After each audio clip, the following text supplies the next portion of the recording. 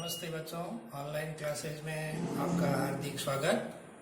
पिछले वीडियो में अपन ने देखा था नर युग्मोद्भिद का विकास कैसे होता है, जिसमें परागकोश का विकास और परागकोश में परागकण और लघु बीजाणु का निर्माण है वो कैसे होता है और लघु बीजाणु की क्या संरचना होती है, इसके बारे में बताया था। आज के वीडियो में अपन देखेंगे मादा युग्मोद्भिद का विकास है वो कैसे होता है, यानी इसमें मादा युग्म का निर्माण है वो कैसे होता है। सबसे पहले देखेंगे कि जो आवर्तबीजी पादप है उसमें मादा जन्नांग को जायांग कहते हैं। इसका एक सदस्य अंडक या कार्पल या स्त्री केसर कहलाता है। स्त्री केसर के तीन मुख्य भाग होते हैं। एक होता है वर्तिकाग्र, एक होता है वर्तिका और तीसरी होती है अंडाशय। इस प्रकार से इसका चित्र होता है। वर्तिकाग्र, उसके बाद में वर्तिका और वर्तिका के बाद में आता है अंडाशय। और इस अंडाशय के अंदर पाया जाता है बीजांड। अंडाशय के अंदर पाया जाता है बीजांड। इस बीजांड की संख्या एक भी हो सकती है, एक से ज्यादा भी हो सकती है। ये जो बीजांड है अंडाशय की भित्ति से एक व्रंत के द्वारा जुड़ा हुआ रहता है, जिसको कहते हैं प्लेसेंटा या बीजांडासन। बीजांडासन या प्लेसेंटा। ये जो बीजांड है इस अंडाशय की भित्ति से बीजांडासन या प्लेसेंटा के माध्यम से जुड़ा हुआ रहता है। इस प्लेसेंटा या बीजांडासन के व्रंत को कहते हैं बीजांड व्रंत। बीजांड व्रंत यानी बीजांड व्रंत के माध्यम से ये बीजांड बीजांडासन द्वारा अंडाशय की भित्ति से जुड़ा हुआ रहता है। इस बीजांड के चारों ओर दो आवरण पाए जाते हैं, जिसको कहते हैं अध्यावरण। बीजांड के चारों ओर पाए जाने वाले आवरण को कहते हैं अध्यावरण। और ये अध्यावरण है, किसी में दो होते हैं, किसी में एक होते हैं। अगर किसी बीजांड के चारों ओर दो आवरण होते हैं तो उसको कहते हैं बाइटैगमिक बीजांड, द्विअध्यावरणीय बीजांड। और अगर किसी बीजांड के चारों ओर एक ही आवरण होता है तो उसको कहते हैं यूनिटैगमिक। यूनिटैगमिक या एक अध्यावरणीय बीजांड। ये जो आवरण होते हैं वो बीजांड की सुरक्षा करने का काम करते हैं। तो सामान्य रूप से जो आवर्तबीजी के पौधे होते हैं इसके बीजांड के चारों ओर दो आवरण पाए जाते हैं। बाहरी आवरण को कहते हैं बाह्य अध्यावरण और भीतरी आवरण को कहते हैं आंतरिक अध्यावरण। उसके बाद में इस बीजांड के अंदर ये जो बीजांड व्रंत है, बीजांड व्रंत जिस स्थान पर बीजांड से जुड़ता है वो स्थान कहलाता है हाइलम या नाभिका। हाइलम या नाभिका यानी ये जो बीजांड व्रंत है जिसकी सहायता से बीजांड अंडाशय की भित्ति से जुड़ा हुआ है, तो बीजांड व्रंत जिस स्थान पर बीजांड से जुड़ता है वो जगह कहलाती है हाइलम या नाभिका। और इस बीजांड व्रंत में एक फूली हुई संरचना पाई जाती है जिसको कहते हैं राफे। अब इस बीजांड के अंदर पाई जाती है गुरु बीजाणु दानी। इस बीजांड के अंदर पाई जाती है गुरु बीजाणु दानी। और ये जो गुरु बीजाणु दानी है, इसका निर्माण किससे होता है कि जिस प्रकार अपन ने नर युग्मोद्भिद में देखा था कि परागकोश के अंदर एक पाई जाती है कोशिका, जो उसकी बाह्य त्वचा के नीचे जो अतश त्वचा है, हाइपोडर्मिस है, उसके अंदर एक कोशिका पाई जाती है, उसको कहते हैं प्रपशु कोशिका या आर्कीस्पोरियल कोशिका। ठीक उसी प्रकार बीजांड की जो अतश त्वचा है, इस अतश त्वचा में जैसे ये बीजांड है, इस बीजांड की ये जो अतश त्वचा है, ये हाइपोडर्मिस कोशिका कहलाती है। इस अतश त्वचा के अंदर कुछ कोशिका है वो आकार में बड़ी होती है और जीव द्रव्य से युक्त होती है, उसको कहते हैं प्रपशु कोशिका। प्रपशु कोशिका या आर्कीस्पोरियल कोशिका।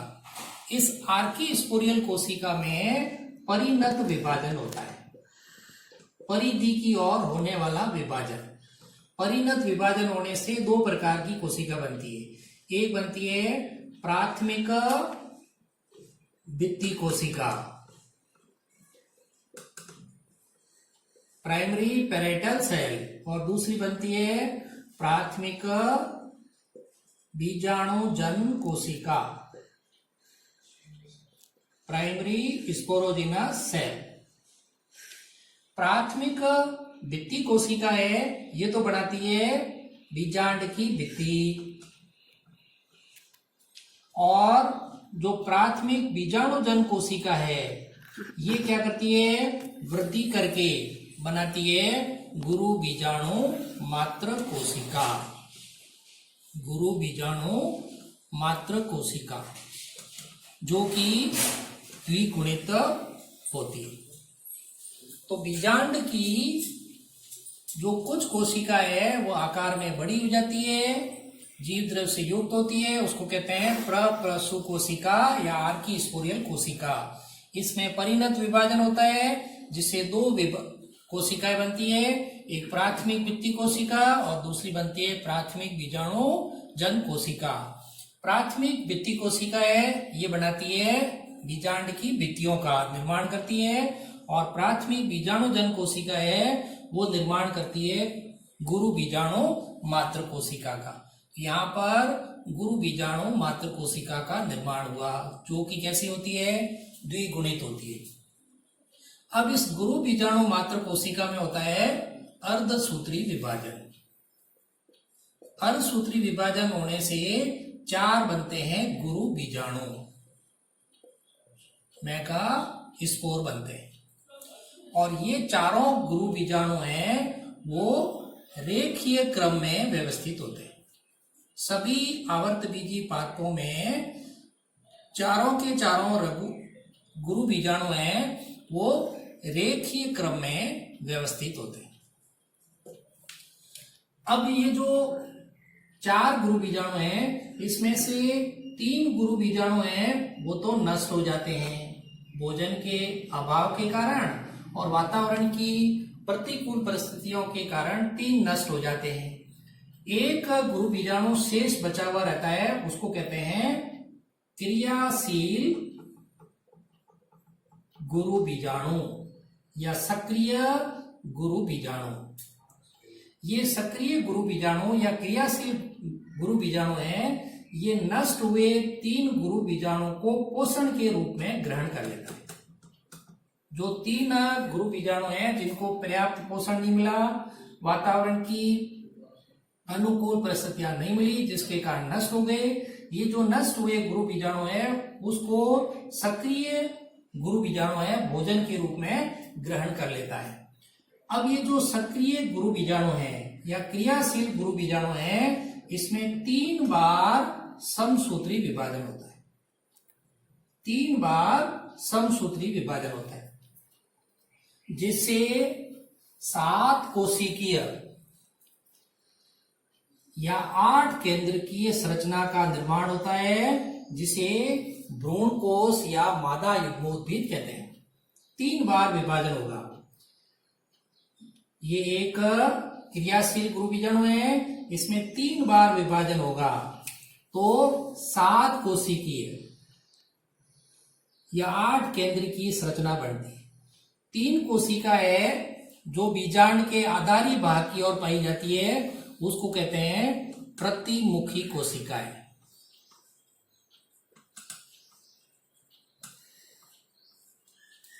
तीन कोशिकाएं हैं बीजांड के शीर्ष भाग की ओर पाई जाती है, जिसमें एक कोशिका आकार में बड़ी होती है, बीच वाली, जिसको कहते हैं अंड कोशिका,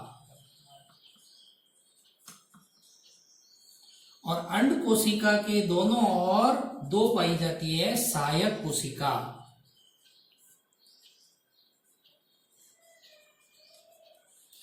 तो एक अंड कोशिका और अंड कोशिका के दोनों ओर सहायक कोशिका, इन दोनों को मिला करके कहते हैं अंड उपकरण या अंड समुच्चय कहते हैं।